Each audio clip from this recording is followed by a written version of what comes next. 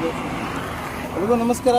ನಾನು ನಾಗರಾಜ್ ಕಲ್ಬುರ್ಗಿ ಅವರು ಬಾಗಲಕೋಟೆ ಎಂ.ಟೆಕ್ ಮಾಡ್ಕೊಂಡಿದ್ದು ಪ್ರೊಫೆಷನಲ್ ಜೋಸ್ಪೇಸರ್ ಮತ್ತು ಸ್ವಲ್ಪ ಕಾರ್ಯಕರ್ತ.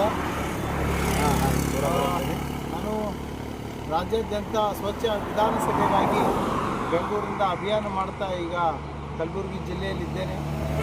ಈ ಅಭಿಯಾನದ 3 ಮುಖ್ಯ ವಿಚಾರಗಳು. ಮೊದಲನೇದು, ಭ್ರಷ್ಟರು, ಜಾತಿವಾದಿಗಳು, ಕೋಮುವಾದಿಗಳು, ಕ್ರಿಮಿನಲ್ಗಳು ಮತ್ತು ಕುಟುಂಬ ರಾಜಕಾರಣ ಮಾಡ್ತಕ್ಕಂಥವ್ರನ್ನ ಅಧಿಕಾರದಿಂದ ದೂರ ಇಡಬೇಕು. ಮತ್ತು ಜನಪರ ಕಾಳಜಿಯುಳ್ಳ ಪ್ರಬುದ್ಧರು, ವಿದ್ಯಾವಂತರು, ಸುಸಂಸ್ಕೃತರು ಚುನಾವಣೆಗೆ ಸ್ಪರ್ಧೆ ಮಾಡಲಿಕ್ಕೆ ಮುಂದೆ ಬರಬೇಕು. ಒಂದಾಗಿ ಒಗ್ಗಟ್ಟಾಗಿ ಒಂದು ರಾಜಕೀಯ ಪರ್ಯಾಯ ಶಕ್ತಿಯಾಗಿ ಜನರಿಂದ ನಿಲ್ಲಬೇಕು. ಇನ್ನು 3ನೇದು, ಜನಸಾಮಾನ್ಯರು ಅಂದರೆ ಪ್ರಜಾಪ್ರಭುತ್ವದ ಪ್ರಭುಗಳಾದ ಜನ ತಮ್ಮ ಅಮೂಲ್ಯವಾದ ಮತವನ್ನು ಹಣ, ಹೆಂಡ, ಸೀರೆ, ಕುಕ್ಕರು ಹೀಗೆ ಆಮಿಷಗಳಿಗೆ ಒಳಗಾಗಿ ಮಾರ್ಕೊಳ್ಬಾರ್ದು.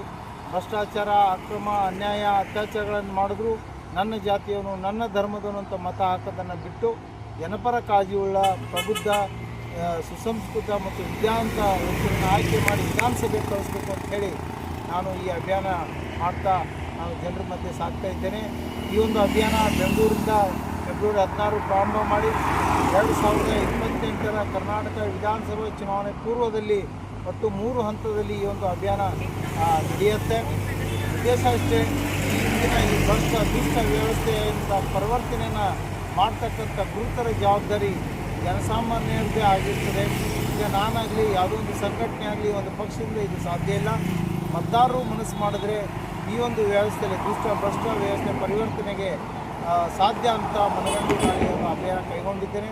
ಮತ್ತು ಇಲ್ಲಿಂದ ಈಗ ಕಲಬುರಗಿಯಿಂದ ಇನ್ನೂ ಬಾಕಿ 16 ಜಿಲ್ಲೆಗಳಿಗೆ ಹೋಗೋದಿದೆ.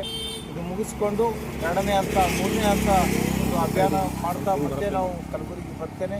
ಕಲಬುರಗಿ ಜಿಲ್ಲೆ ಜನತೆಯಲ್ಲಿ ಮನವಿ, ಇದಾಗಲೇ ನೀವು 70-80 ವರ್ಷದಲ್ಲಿ ಎಲ್ಲ ರಾಜಕೀಯ ಪಕ್ಷಗಳಿಗೆ ಏನು ಪ್ರಮುಖ ರಾಜಕೀಯ ಅವಕಾಶ ಕೊಟ್ಟಿದ್ದೀರಿ. ಇನ್ನು ಮುಂದಿನ 2028ಕ್ಕೆ ಯಾರು ಜನಪರ ಕಾಳಜಿ ಇರ್ತಕ್ಕಂಥ ಪ್ರಬುದ್ಧ ವಿದ್ಯಾವಂತ ಯುವಕರು ಹೊಸಬರು ಚುನಾವಣೆಗೆ ಬರ್ತಾರೆ, ಅವ್ರಿಗೂ ಕೂಡ ಒಂದು ಅವಕಾಶ ಕೊಟ್ಟು ಬದಲಾವಣೆ ಮಾಡಿ ನೋಡಬೇಕಂತೇಳಿ ಜಿಲ್ಲೆ ಜನತೆಗೆ ಮನವಿ ಮಾಡ್ತಾ ನನ್ನ ಅಭಿಯಾನ